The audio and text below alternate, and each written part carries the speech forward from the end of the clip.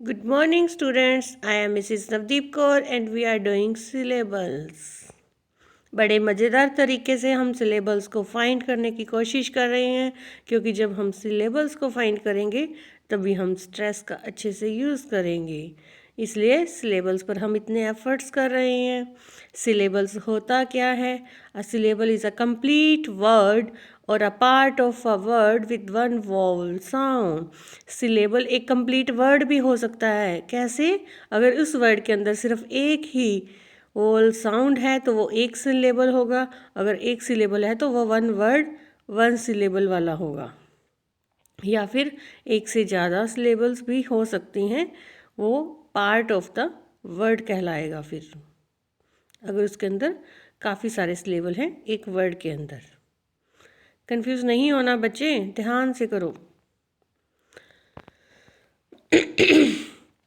Syllable या तो एक वर्ड भी हो सकता है क्योंकि उस वर्ड के अंदर एक ही सिलेबल है। जैसे वन वर्ड वाले साउंड जिसमें वन वन वोवल साउंड आ रही है, फ्रॉग। फ्रॉग में क्या है? एक वोवल साउंड है, इसलिए ये क्या है? One syllable one word. The vowel heard in a syllable could be from one or more vowels letters. किसी भी वर्ड के अंदर एक भी हो सकता है सिलेबल और उससे ज़्यादा भी हो सकते हैं, लेकिन हमने वॉल्स की साउंड को फॉलो करना है, ये बात मेन है। अगर आप वॉल्स की साउंड को फॉलो नहीं करते फिर आप प्रॉब्लम में आ सकते हो। वॉल्स की साउंड वन भी हो सकती है और मोर वॉल्स लेटर्स भी हो सकते हैं। A E I O U English में जो हमारे वॉवल्स हैं, तो आपने उसकी साउंड को फॉलो करना है। जैसे बॉट, अब यहाँ पे हमारा क्या है? वो लेटर्स तो दो आ गए हैं, बॉट, लेकिन साउंड तो ओ की है ना। बॉट बॉट, लेटर दो है, साउंड एक है। और कई बार हम देखते हैं कि वाई है जो, वो सेमी वोवल का काम करता है। वाई से हमें ई की साउंड आती है। तो ये नहीं देखना कि अगर वोवल को ही फाउंड कर रहे हो, कैच कर रहे हो, तब अगर वाई आ गई फिर तो आप सोचोगे इसमें तो साउंड वोवल है ही नहीं। नहीं, वाई से वोवल साउंड आती है, इस बात का आपने ध्यान रखना है। वाई को इग्नोर नहीं करना, सिर्फ वोवल वर्ड्स को नहीं, लेटर्स को नहीं देखना, अपने वोवल्स की साउंड को फॉलो करना है। जैसे क्राई, क्राई, यहाँ पे क्या है? वोवल तो नहीं मिल रहा हमें, साउंड मिल रही है वोवल्स की। बटरफ्लाई, वाई की देखो साउंड आ रही है। ये छोटी छोटी बातें बहुत काम की होती हैं हमारे। अगर हम इनके ऊपर फोकस करते हैं फिर हम आगे परेशान नहीं होते या हम रॉन्ग नहीं करेंगे फिर। The number of walls heard in a word equals the number of syllables in the word. जितने वोवल की जो साउंड होगी इसका मतलब उतने ही सिलेबल्स हैं हमारे वर्ड के अंदर। जितनी वोवल की साउंड होगी इसका मतलब उतने ही सिलेबल्स हैं उस वर्ड के अंदर। ये हम क्यों कर रहे हैं? जब हम स्ट्रेस करेंगे तब ये सब चीज़ें काम आएंगी। आई रिपीट, इसलिए इनको ध्यान से कीजिए। जब हम घर की नींव अच्छे मजबूत बनाते हैं तो बिल्डिंग भी बहुत अच्छी बनती है। ये हमारी नींव मजबूत हो रही है स्ट्रेस के लिए। देखिए स्ट्रिंग, स्ट्रिंग, नाइट, आ की साउंड दे रहा है यहाँ पे, night, I. One syllable words where only one vowel sound can be heard. Night,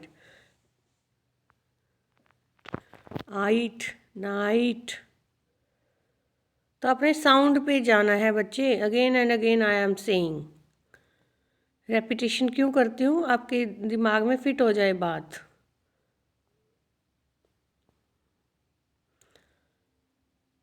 आप नोट करिए साथ साथ।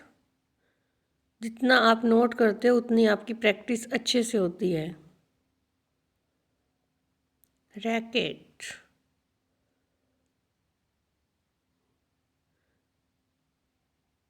रैकेट। सिलेबल्स फाइंड करते जाइए साथ साथ। टेनिस, 2 सिलेबल्स वर्ड हैं यहाँ पर, यानी एक वर्ड के अंदर 2 सिलेबल्स हैं, क्योंकि 2 साउंड आ रही हैं, वोवल साउंड 2 आ रही हैं, इसलिए 2 सिलेबल वर्ड्स हैं ये।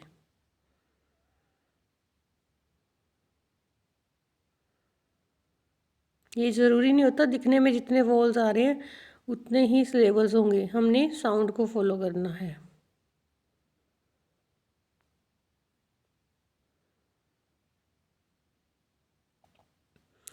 अ वर्ड कैन हैव,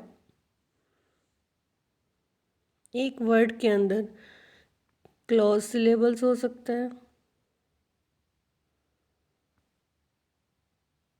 हमने ऑलरेडी डिस्कस किया है। ओपन सिलेबल भी हो सकता है, बोथ भी हो सकते हैं। याद रखना है आपने, ओपन सिलेबल्स क्या थे, क्लोज सिलेबल्स क्या थे, हमने इसीलिए किए थे कि आगे हमारे काम आएंगे।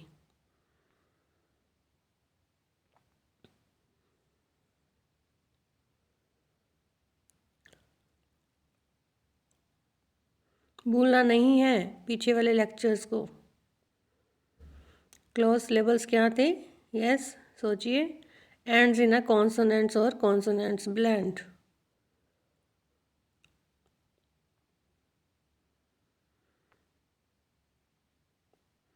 बच्चे, आपके लाइक्स और कमेंट्स के लिए थैंक यू वेरी मच। आप लोग इतना प्यार दे रहे हो, मेरी कोशिश यही है कि आप अच्छे से करते जाइए। क्लोज सिलेबल्स क्या होता है? जो एंड्स इन अ कॉन्सोनेंट और consonants blend, vowel sound is mostly short. इसके अंदर वोवल साउंड हमारी क्या होती है? शॉर्ट होती है, ज़्यादातर शॉर्ट होती है वोवल साउंड्स क्लोज सिलेबल्स के अंदर। कॉन्सोनेंट से ब्लेंड होते हैं और साउंड शॉर्ट होती है, हमने लास्ट वीडियो में भी किया है ये। जैसे cap,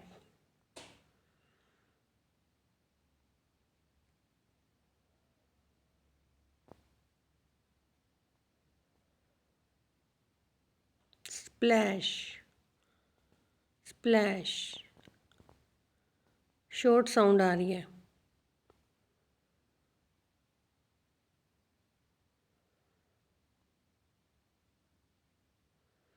An open syllable ends in a vowel or letter, making a vowel sound.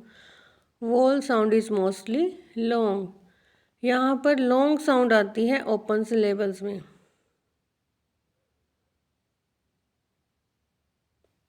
Diphthongs जिसको आप कहते हो।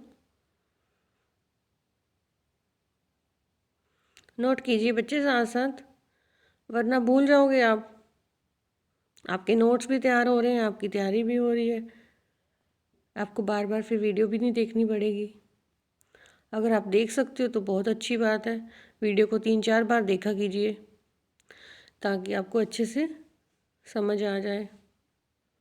आपके लिए इतने एफ़र्ट्स किए जा रहे हैं, आप भी कुछ एफ़र्ट्स कीजिए।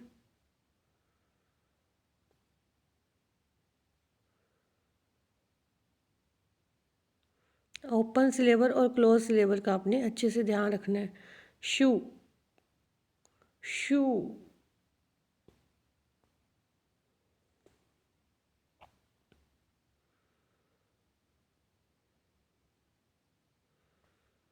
Spy,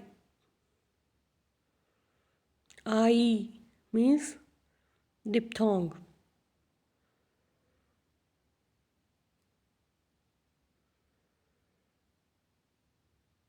A long vowel mostly says its own name. Long vowel होता है जो long mostly says its own name.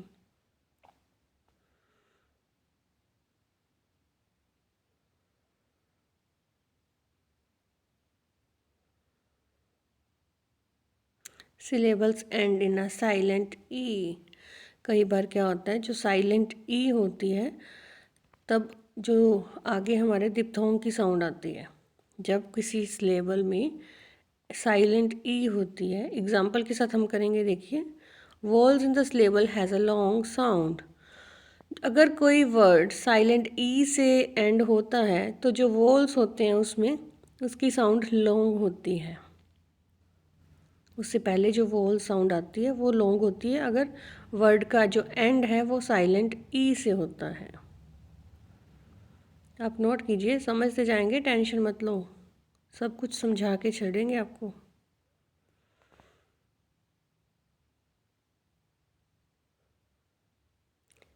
Syllable जो एंड ई से होता है और साइलेंट ई होती है, जैसे ग्लाइड। यस, अब आपको समझ आएगी एग्जाम्पल से। ग्लाइड, लाई, लाई क्या है? डिप्थोंग। और ई देखो साइलेंट है, ग्लाइडे तो नहीं बोलते इसको। स्नेक, नेक, यहाँ पे डिप्थोंग आ रहा है, ई हमारी साइलेंट है।